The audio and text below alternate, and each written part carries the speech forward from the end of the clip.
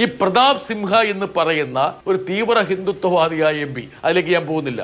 അദ്ദേഹം കൊടുത്ത പാസിൽ വന്നവരാണ് ഈ ഗുരുതരമായ സുരക്ഷാ വീഴ്ച ഉണ്ടാക്കിയത്. ഇനി ആ പാസ് ഏതെങ്കിലും ഒരു പ്രതിപക്ഷ എം പി ആണ് കൊടുത്തിരുന്നതെങ്കിൽ എന്താകുമായിരുന്നു ഈ BJP വക്താവും ഈ പ്രധാനമന്ത്രിയും ആഭ്യന്തരമന്ത്രിയും രാജ്യത്തോട് പറയുന്നത്? ഈ രാജ്യത്തിന്റെ അഖണ്ഡതയും സുരക്ഷയും വെല്ലുവിളിച്ചുകൊണ്ട്, അതായത് പ്രതിപക്ഷം തീവ്രവാദികളെ പാർലമെന്റിലേക്ക് കൊണ്ടുവന്നു.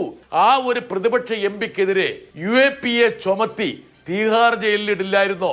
എന്തുകൊണ്ട് നിങ്ങൾ അങ്ങനെ ഒരു സാഹചര്യം നിങ്ങൾ വിഷ്വലൈസ് ചെയ്യുന്നില്ല? ഇനി വേറൊരു കാര്യം, അതായത് ഈ BJPക്ക് വേണ്ടി അഞ്ചാമ്പത്തി പരിപാടി ചെയ്യുന്ന ഒരു രാഷ്ട്രീയക്കാരനുണ്ട്, ഒവൈസി.